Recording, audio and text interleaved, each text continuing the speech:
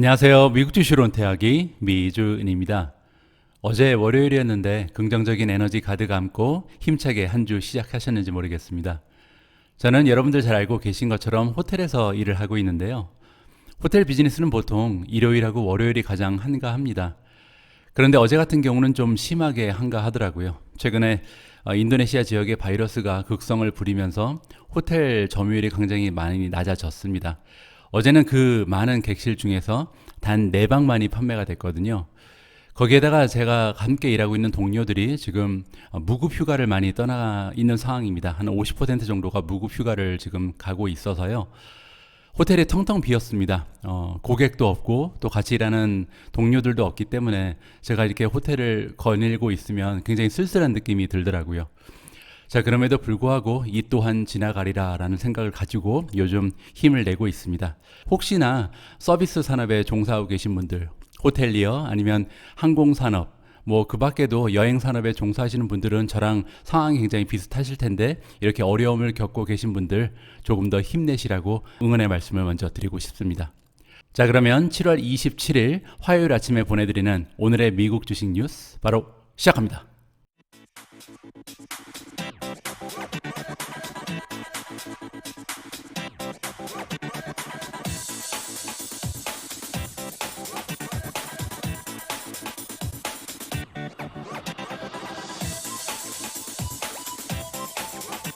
자, 오늘 방송도 상당히 많은 뉴스들이 준비되어 있는데요. 그 중에서도 아무래도 많은 투자자분들께서 관심을 기울이고 계신 부분은 테슬라의 어닝 결과가 아닌가 합니다. 자, 그래서 오늘 방송은요, 테슬라의 어닝 결과를 가지고 포문을 열도록 하겠습니다. 테슬라 EPS beat by 0.47, beat on revenue. 자, 테슬라의 EPS가 비슷했다. 비이라는 것은 다시 말씀드리면 시장의 전문가들이 내놨던 예상치보다 더 많이 나왔다는 거죠. 0.47이 더 나왔고요. 거기에 레비뉴 역시도 초과 달성을 했다라고 제목에 나와 있습니다. 일단 기분 좋게 시작을 하는 거죠. 자, Q2 2분기에 논갭 EPS. 제가 몇 번 말씀을 드렸는데 논갭이 있고 갭이 있잖아요. 갭이라는 것은 Generally Accepted Accounting Principle의 약자거든요. 일반적으로 받아들여지는 그러한 수치를 얘기합니다. 따라서 공식적인 그런 어닝 발표라고 얘기를 하면 될 것 같고요. 논갭이라는 것은 우리가 P&L에 사용을 할 수는 없지만 그래도 이제 기업의 실적을 평가하는 데 굉장히 중요합니다. 왜냐하면 일회성 비용, 이번 분기에만 사용하는 그리고 다음 분기부터는 없어질 만한 비용이 있으면 이 비용을 제외하고 다시 한번 계산을 해보는 거거든요. 자, 그렇게 계산한 논갭 같은 경우는 지금 1.45달러가 나왔는데 시장의 전망치보다 무려 47센트가 더 나왔습니다. 굉장히 좀 폭이 크죠. 자, 갭 EPS도 마찬가지로 좋은 결과입니다. 1.02달러가 나왔고요. 시장의 전망치보다는 47센트나 더 양산이 됐습니다. 자, 매출로 건너와서 보면요. 11.96 빌리언이 나왔습니다. 119.6억 달러가 나온 거잖아요. 지난해 같은 분기랑 비교를 해보면 무려 100% 가까이 성장을 한 굉장히 좋은 실적이고요. 또 시장의 전망치랑 비교해도 560 밀리언 정도가 더 양산이 됐습니다. 자, 굉장히 좋은 숫자들을 지금 보여주고 있는데요. 오토모티브, 그 전기차 판매 부분만 바라봤을 때 그로스 마진, 총 수익률이 28.4%다. 자, 지금 컨센서스 같은 경우는 26% 정도를 예상하고 있었는데 그 마진율도 굉장히 좋게 나왔죠. 제가 몇 번 걸쳐서 말씀드렸는데 총 수익률이 굉장히 중요합니다. 왜냐하면 총 수익이라는 것은 매출에서 이 매출을 발생하기 위해서 만들어지는 어쩔 수 없이 사용해야 되는 직접 비용을 빼고 남아있는 수익을 그로스 마진이라고 부르거든요. 따라서 그로스 마진이 발생해야만 그 이외에 이제 발생하는 영업 비용을 빼고도 순이익이 발생할 수 있는 여지가 남아 있는 거죠. 자동차 업계에서요, 28.4%라는 그 그로스 마진은 굉장히 높은 겁니다. 예를 들어서 GM 같은 경우는 그로스 마진이 15%도 되지 않거든요. 따라서 테슬라는 비용적인 면에서 굉장히 좀 우월한 그런 모습을 보여주고 있습니다. 자, 캐피탈 엑스펜디처, 카펙스라고 우리가 부르는 건데 미래를 위해서 사용하는 자금 투자를 얘기합니다. 그래서 1.5 빌리언이나 사용을 했다. 따라서 컨센서스보다 오히려 더 많이 사용한 거니까 나쁘지 않은 겁니다. 좋은 거죠. 왜냐하면 투자를 많이 했으니까요. 자, 오퍼레이팅 인컴이라는 것은 영업 이익을 얘기하죠. 자, 영업 영업이익 같은 경우는 굉장히 많이 상승을 했는데 좀 수치가 나와 있지는 않습니다.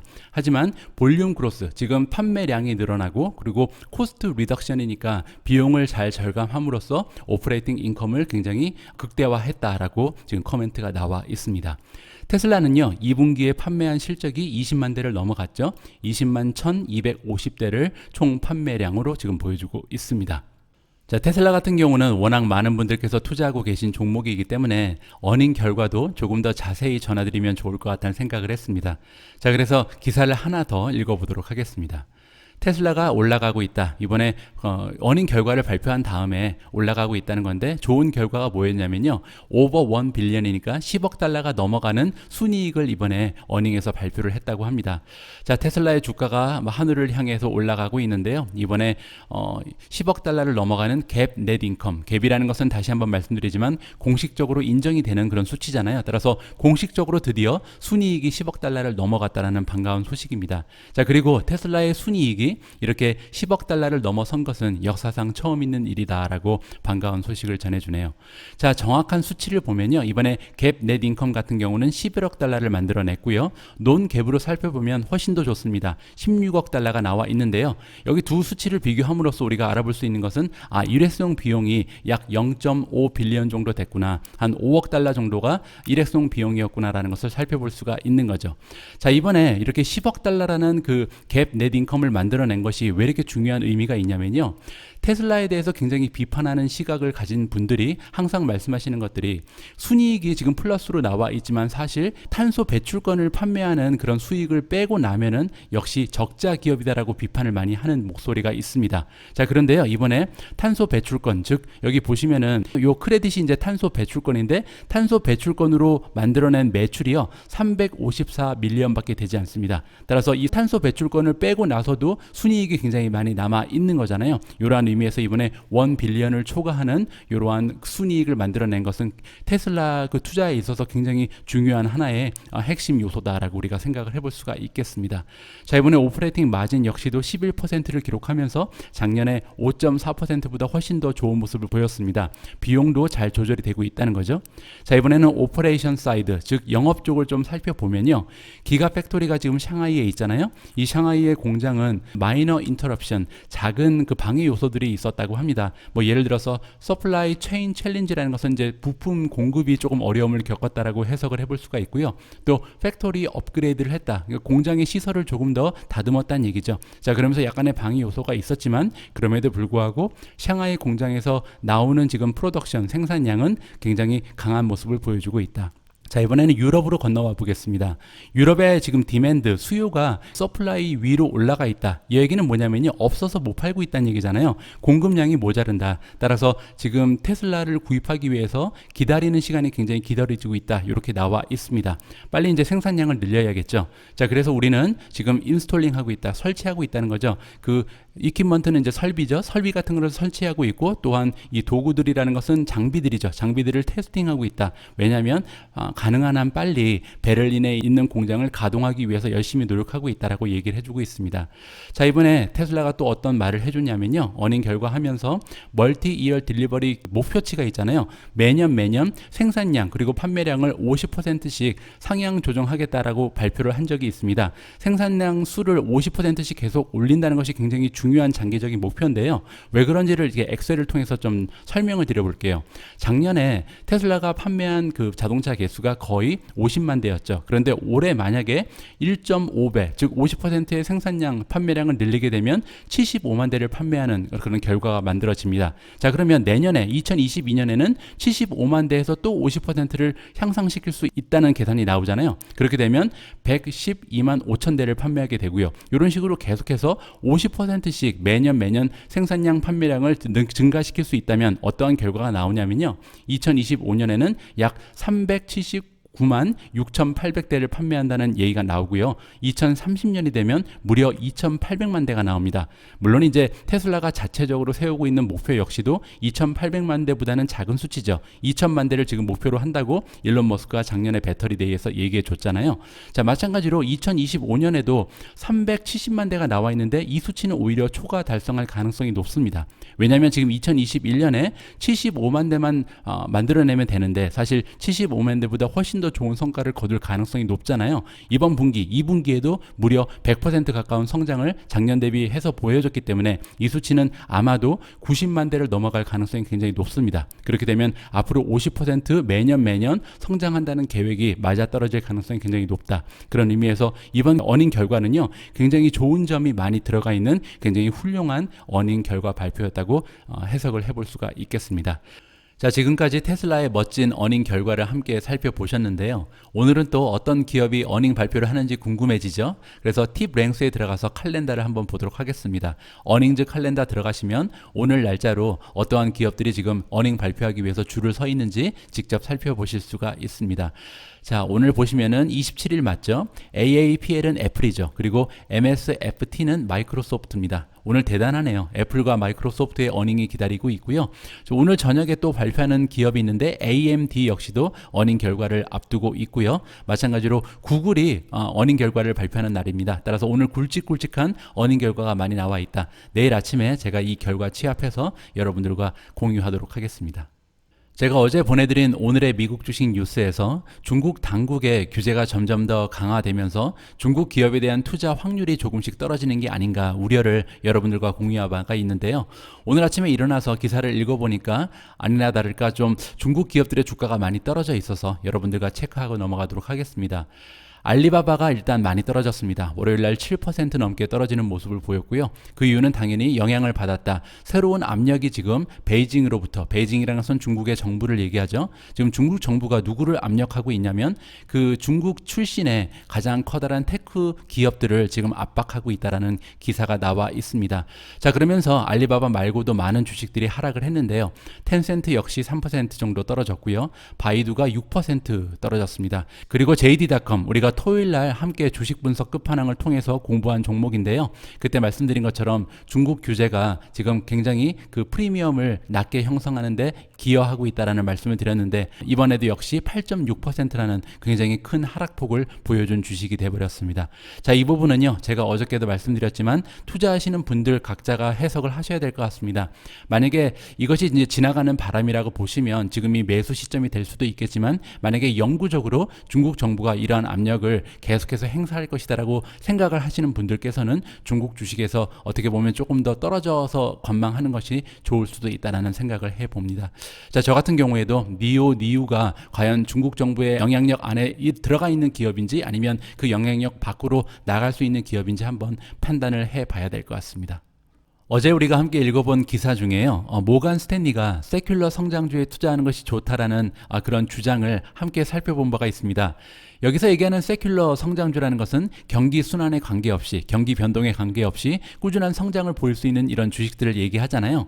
오늘 살펴볼 기사는 골드만삭스의 주장인데요. 어떻게 보면 모간 스탠리의 주장과 어떻게 정반대의 입장을 취하고 있습니다. 자, 어떠한 내용인지 한번 살펴보시죠. 자, economically sensitive, 그러니까 경기 변동에 굉장히 센시티브한 그런 스톡들이 있다, 주식들이 있다는 거죠. 자, 예를 들어서 에너지주라든지 에어라인 기업들을 예를 들 수가 있는데요. 이러한 주식들은 최근에 풀백했다, 많이 떨어졌다고 합니다. 하지만 그럼에도 불구하고 그들의 그 광명을 잃지 않았다, 아직은 빛을 잃지 않았다는 얘기죠. 자, 이러한 얘기를 해주는 기관은 골드만삭스입니다. 골드만삭스에서 일하고 있는 가장 유능한 전략가가 이러한 조언을 우리한테 해주고 있죠. 자, 뭐라고 얘기하냐면요, 지금 그렇게 떨어졌을 때 매수 기회로 삼아야 된다라는 의견을 제시해주고 있습니다. 자, S&P 500 인덱스를 보면 최근에 레코드 하이니까 최고가를 찍고 있잖아요. 그럼에도 불구하고 이러한 경기 순환주 그리고 바이러스에 취약한 이런 종목들은 굉장히 잠수해 있다, 많이 떨어져 있다는 거죠. 자, 그래서 이러한 환경이 지금 기회를 창출하고 있다라고 얘기해주고 있습니다. 여기서 얘기하는 기회는 누구를 위한 기회냐면 택티컬 인베스터다. 택티컬이라는 것은 이제 전술을 구사하는 그런 투자자를 얘기하잖아요. 뭐 제 생각에는 쉽게 쉽게 얘기해서 트레이딩을 하는 단기적인 관점을 가지고 투자하시는 분들을 얘기하는 것 같습니다. 자, 조금만 더 살펴보시죠. 자, 그래서 만약에 투자자들이 지금 수익을 올리고 싶다면 시크니컬 네임이라는 것은 이제 경기 순환주를 얘기하죠. 경기 순환주에 투자함으로써 수익을 내고 싶은 그런 투자자들이 있다면 골드만삭스가 이번에 발견해 줬다. 어떤 주식들을 발견해 줬냐면 바이러스에 굉장히 노출이 심하게 돼 있는 그런 주식들을 가려서 스크리닝을 해줬다고 합니다. 자, 이번에 이런 주식들을 추천하기 위해서 여러 가지를 살펴봤다고 하는데요. 첫 번째 기준은 러셀 1000에 들어가 있는 주식이라고 합니다. 중소형주를 얘기하는 거죠. 그 중소형주 중에서도 시크니컬 인더스트리니까 경기 변동에 이렇게 민감하게 반응하는 그런 산업군에 들어가 있는 주식을 가려냈고요. 두 번째 기준은 뭐냐면요. 2021년 올해 그 매출의 성장이 최소한 25%나 그 이상이 되는 주식만을 가려줬습니다. 자, 세 번째는 올해뿐만이 아니라 2022년 내년에도 그 매출의 성장이 계속될 수 있는 그런 기업들만 가려줬고요. 마지막 기준은 뭐였냐면요. 올해 5월달 이후에 최소한 10% 이상 주가가 하락한 그런 종목들만 모아서 분류를 했다고 합니다. 자, 그렇게 해서 10개의 주식을 간추려 줬는데요. 어떠한 종목들이 속해 있는지 살펴보도록 하겠습니다. 뉴포트레스 에너지가 들어가 있고요. 지금 컨센서스 그로스 보면 매출의 성장률이 올해 171%에 이를 것으로 예상하고 있습니다. 따라서 굉장히 좋은 매출의 성장을 예상하고 있죠.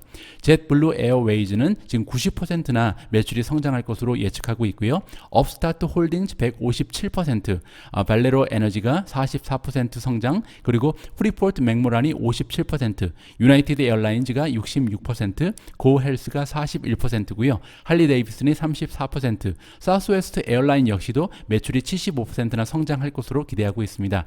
트립어드바이저는 45%. 자, 이러한 10개의 주식을 이번에 골드만삭스가 추천을 해주고 있는데요. 저의 개인적인 의견을 좀 피력을 하자면 저 같은 경우는 오히려 세큘러 성장주가 제 투자 방식과는 오히려 맞아 떨어지는 것 같습니다. 왜냐하면 이런 주식들은요, 사실 지난 1년 동안 굉장히 많은 어려움을 겪으면서 밸런스시트도 굉장히 많이 나빠진 상태고요. 또한 이렇게 좋은 성장률이 지금 나와 있는데 이 성장률을 2019년과 비교했을 때도 이렇게 좋은 모습일까라는 의문이 들게 되거든요. 저는 이 주식 중에서 사실 한 가지의 주식에는 관심이 있습니다. 보시면은 업스타트 홀딩즈라는 그런 주식이 있는데 테크 주식이라고 봐야 됩니다. 핀테크거든요. 업스타트 홀딩즈는요, 인공지능을 이용해서 론, 즉 대출을 해주는 그런 기업이라고 보시면 됩니다. 최근에 제가 지난주에 좀 매수를 해서 지금 좀 살펴보고 있는 중입니다. 여러분들 참고만 하시고 제가 샀다고 해서 또 따라 덜컥 사시면 안 되고요. 만약에 관심 있으신 분들은 조금 더 이 종목에 대해서 공부를 해 보시기 바랍니다. 자, 다음 기사는요, 비트코인에 관한 걸 준비해 봤는데요. 어제 조금 그 비트코인이라든지 다른 가상화폐의 움직임이 굉장히 현란했거든요. 자, 비트코인 and other cryptocurrencies surge on Amazon payment rumors. 자, 비트코인과 그 밖에 다른 가상화폐들이 굉장히 많이 올라갔었다. 가격이 막 뛰었었죠. 그 이유가 뭐냐면 아마존이 결제 수단으로 드디어 이제 가상화폐를 받아들일 것이다라는 그 루머가 돌았다고 합니다. 자, 비트코인 그리고 다른 가상화폐들이 굉장히 큰 폭으로 상승을 했었다. 먼데이 모닝이니까 월요일 아침에 그랬다는 거죠. 자, 그 이유는 이제 스페큘레이션이라는 것은 이제 추측을 얘기합니다. 따라서 루머라고 보시면 되겠죠.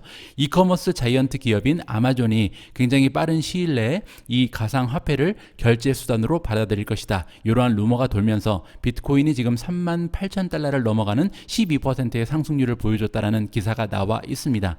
자, 그런데 그 후속 기사가 있어서 또 한번 살펴보면요. 어떠한 내용이 나와 있냐면, 자, 비트코인이 드디어 이제 4만 달러까지도 넘어갔나 봅니다. 아까는 38,000이었는데 계속해서 올라갔겠죠. 자, 그리고 이렇게 4만 달러를 넘어간 것은 6월 16일 이후에 처음 있는 일이라고 하고요. 그 이유는 아까 말씀드린 것처럼 아마존이 아마도 받아들일 것이다. 크립토커런시를 이제 그 결제 수단으로 받아들일 것이다라는 루머가 돌았다는 거죠. 자, 그러면서 한때는요 4만 600까지 올라간 적이 있었다고 합니다. 자, 그런데 이제 반전이 펼쳐지죠. 블룸버그에서 기사를 발표했는데요, 아마존이 부인을 했다. 뭐를 부인했냐면 올해 비트코인을 받아들일 것이다, 결제 수단으로 받을 것이라는 것을 부인했다고 합니다. 루머다라고 얘기한 거죠. 그리고 또 하나 얘기한 것은 2022년 내년까지 크립토 코인을 개발할 것이라고 루머가 또 돌고 있는데 이 역시 아니다라고 확인을 해줬다라고 합니다. 자, 그러면서 이제 비트코인의 가격이 좀 떨어졌고 무너졌겠죠. 지금 보시는 것처럼 37,000까지 다시 조금 하락하는 모습을 보이고 있습니다. 자, 그런데 이게 조금 애매한 게요. 여기 보시면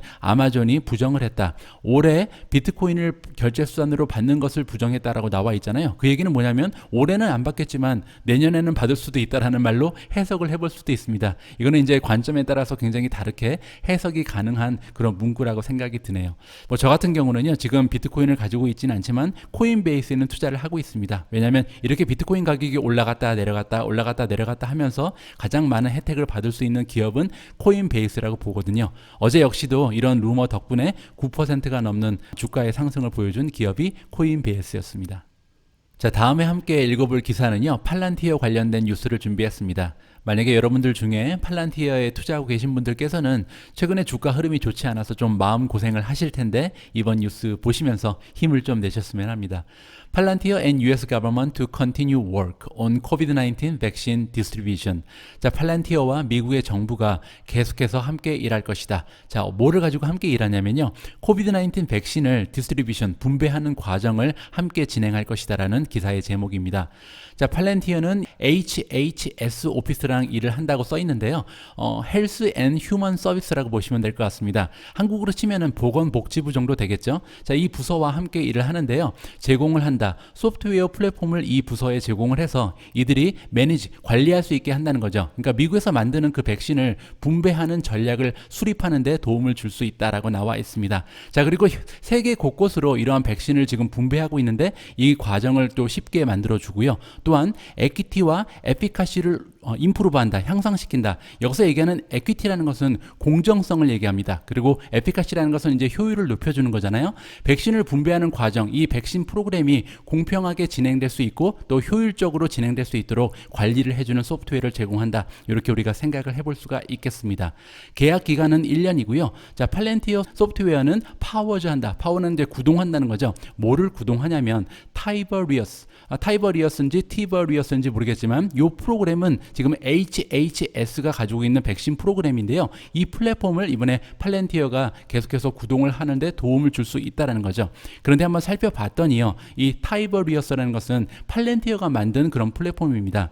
팔란티어의 비즈니스 모델은요, 그들이 가지고 있는 플랫폼을 그냥 사용자가 와서 사용하는 것이 아니고요. 이제 계약을 할 때 각 기업들이 가지고 있는 니즈가 좀 틀리잖아요. 그러면 각 고객사가 원하는 것을 취합해서 그들이 원하는 맞춤 프로그램, 맞춤 소프트웨어를 만들어주는 것이 팔란티어의 장점입니다. 따라서 이 타이버리어스라는 프로그램이요, 이번에 이제 보건복지부가 그들이 필요한 그 니즈에 맞춰서 만들어준 플랫폼이다라고 보시면 될 것 같습니다. 따라서 팔란티어 말고는 다른 기업이 도와줄 수는 없는 일이죠, 사실. 자, 이번에 이렇게 계약이 연장이 되면서 팔란티어는 계속해서 지원을 해줄 것이다. 타이버리어스 자신들이 만든 소프트웨어를 지원하는 거죠. 자, 그러면서 이번에 이 프로그램이요, 로컬이니까 지역 정부, 그리고 주정부, 그리고 연방 정부의 그 공무원들이 계속해서 백신이 어디로 잘 지금 디스트리뷰션 되고 배분이 되고 있는지, 그리고 이제 행정적인 부분에서 누락이 되는 일이 없고 잘 관리가 될 수 있도록 소프트웨어에 지원을 해준다. 이러한 식으로 기사가 나와 있습니다. 자, 팔란티어에 투자하고 계신 분들 조금은 더 긍정적인 마음으로 기다려 주셨으면 하고요. 자, 다음에는요, 제가 아끼는 기업이죠. 줌 관련해서 굉장히 긍정적으로 평가해주는 그런 기사가 발견돼서 여러분들과 함께 읽어볼까 합니다. Bank of America names Zoom Video a top pick, says 5-9 deal is a game changer. 뱅크 오브 아메리카가 이번에 줌을 가장 좋은 주식이라고 높게 평가를 해줬다고 합니다. 자, 그러면서 그 이유는요, 5-9 딜, 이번에 이제 새롭게 인수한 기업이죠. 5-9을 인수한 것은 게임 체인저다. 완전히 판을 바꿀 만한 굉장히 커다란 인수권이었다라고 긍정적인 평가를 던져주고 있습니다. 줌 비디오's first big acquisition. 줌 비디오가 했던 그 인수권 중에서 가장 커다란 첫 번째 그 인수권이었다고 하는 거죠. 자, 이렇게 커다란 인수권이 도와줄 것이다. 뭘 도와주냐면요, 줌이 가장 인기 있는 그 기업들이 원하는 소프트웨어로 남아 있을 수 있도록 도와줄 것이다라는 긍정적인 평가를 이번에 뱅크 오브 아메리카가 해주고 있습니다. 자, 줌이 발표를 했다. 이번 달 초에 발표를 했죠. 뭐라고 발표를 했냐면 클라우드를 바탕으로 하는 컨택 센터를 이번에 인수한다라고 얘기하고 있습니다. 파이브나인이라는 기업을 인수한 건데요. 여기서 얘기하는 컨택센터라는 것은 콜센터라고 보시면 조금 이해가 빠를 것 같습니다. 자, 이번에 매수 금액이 굉장히 큽니다. 15빌리언이니까 무려 150억 달러를 주고 인수할 만큼 이번에 커다란 인수권이었다고 생각을 해볼 수가 있겠죠. 자, 뱅크 오브 아메리카의 애널리스트 이름은 데니얼 바터스고요. 자, 이분이 얘기하기에는 줌 비디오는 가장 지금 우리가 아끼는 주식이다, 탑픽이다, 최고의 주식이라고 얘기하고 있죠. 자, 그러면서 이제 그들의 고객한테 월요일날 노트를 던져줬는데요. 뭐라고 얘기하고 있냐면 이번에 파이브나인을 인수한 이번 딜은요, 두 개의 가장 보완이 가능한 이 비즈니스들이 한꺼번에 합쳐져서 굉장히 매력적인 패키지를 만들어낸다. 따라서 이 두 개의 기업이 합병하는 것은 게임 체인저, 판을 바꿔놓을 수 있다라고 굉장히 커다란 그 평가를 해주고 있습니다. 자, 둘이 함께라면, 줌과 파이브나인이 함께라면 이들은 가장 강력한 콤비네이션이 될 수 있다. 뭐와 뭐가 합쳐지는 거냐면, 줌은 지금 커뮤니케이션을 대표하는 그런 기업이고요. 그리고 파이브나인이라는 기업은요, 컨택센터에서 넘버 1이거든요. 따라서 이런 콜센터의 1위, 그리고 지금 커뮤니케이션 쪽에서 1위를 담당하고 있는 두 기업이 합쳐진다면 굉장한 시너지가 발생할 수 있을 것이라고 생각을 하는 거죠. 한번 우리가 상상을 해보죠. 예를 들어서 우리가 컨택센터, 즉 콜센터를 이용하는 경우는 보통 어떠한 서비스나 상품을 이용하다가 마음에 들지 않을 때, 어떤 문제가 발견되면 우리가 보통 이제 고객센터에 전화를 하거나 아니면은 메시지를 보내거나 이메일을 통해서 우리의 불만 사항을 접수하게 되잖아요. 근데 이 과정이 상당히 오래 걸리기도 하고 답답합니다. 언제 답을 해주나 기다려지기도 하고요. 자, 그런데 만약에 줌과 이러한 콜센터가 합쳐진다면 우리가 줌을 통해서 직접 사람과 대면을 하면서 나의 불만 사항을 접수할 수 있고 바로바로 피드백을 받을 수가 있잖아요. 고객 입장에서는 굉장히 경험에 향상이 있을 수 있다, 이렇게 생각이 됩니다. 따라서 여러분들이 어떠한 불만이 있을 때 콜센터에 전화를 거는 것 대신 줌을 통해서 직접 마주보면서 얘기를 한다, 이렇게 상상을 해보시면 이 효과가, 이 두 가지 기업이 인수합병하는 것이 얼마나 좋은 효과를 낼 수 있는지 한번 우리가 짐작을 해볼 수 있다, 말씀을 드리고 싶고요. 자, 이번에 뱅크 오브 아메리카 같은 경우는 프라이스 타겟을 480으로 올려줬는데요. 그 얘기는 뭐냐면 현재 지난주 금요일 주가에 비해서 33% 정도 올라갈 수 있는 여력이 남아 있다. 굉장히 좋은 평가를 이번에 줌에 대해서 해주고 있습니다.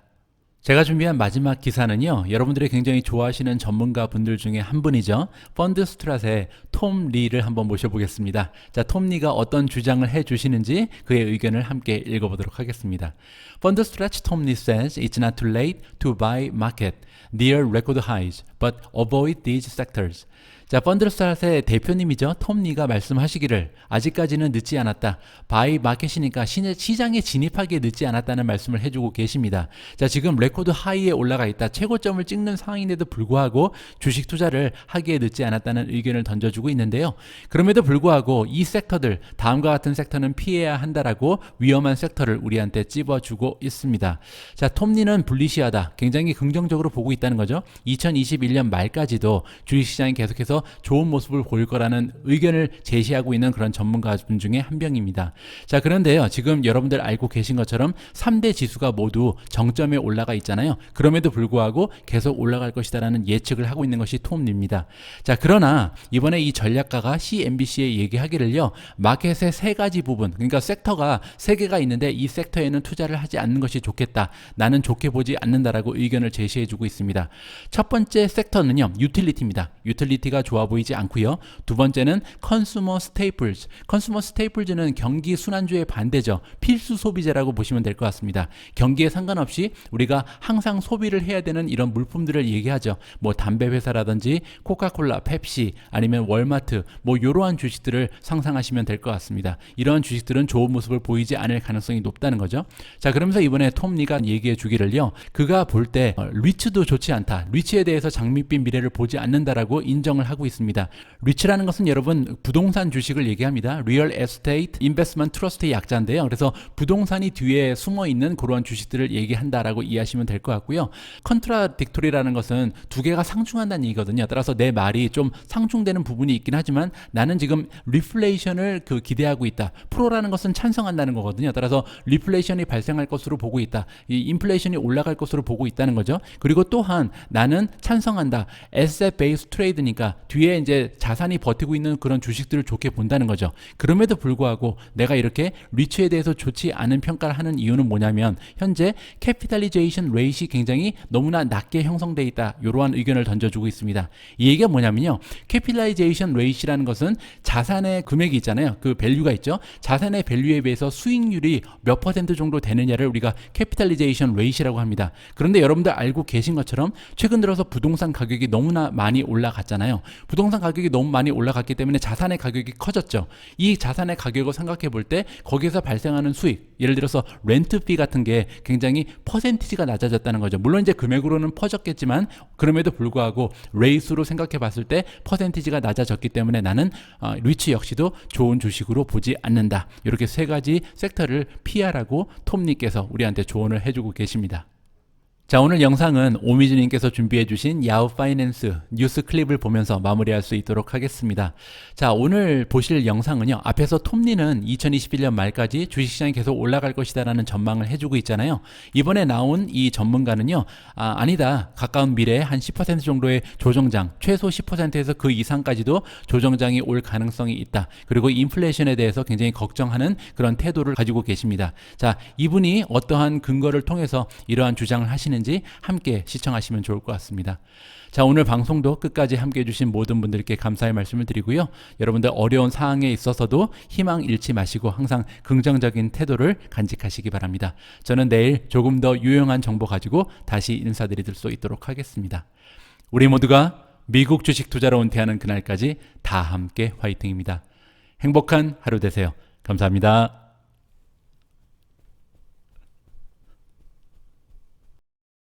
We invite into the stream Michelle Connell, CFA and owner of Porsche Capital Management. It's good to have you here, Michelle. And very simply, does it make sense to you, given the economic climate, that we are hitting once again highs on the S&P and on the NASDAQ? It doesn't have to make sense, right? When we have so much liquidity pervasive throughout the system, and it has to have somewhere to go. So it's really hard to fight this melt up at this particular point. That's something to consider in the short term, but I think in the long term, you still need to be aware of the fundamentals and what you own. And there may be some upside there, but going forward into the fall, there may be some downside too. Michelle, when you mentioned some of the downside, we've had some guests come on that say we could be due for a 10% pullback, maybe even a 15% pullback. Is that what you're expecting, or is that a little bit extreme? I don't think it is extreme because I think it's almost a year since we've had even a 5% pullback. So pullbacks are normal, even though they haven't been normal since the pandemic. I think on average you have 3 to 4 10% corrections a year. It's going to happen at some point. And I think as people realize that the Fed is going to have to use some sort of tool to handle the inflation that may not go away as quickly as they would like. When we take a look at these markets going higher, and we're in the middle of earnings season, we have a lot of surprises to the upside on earnings. Is this sustainable? Are the companies perhaps, they always set us up with lower expectations, but how realistic is it that in the third quarter and fourth quarter, we're going to see these kinds of gains?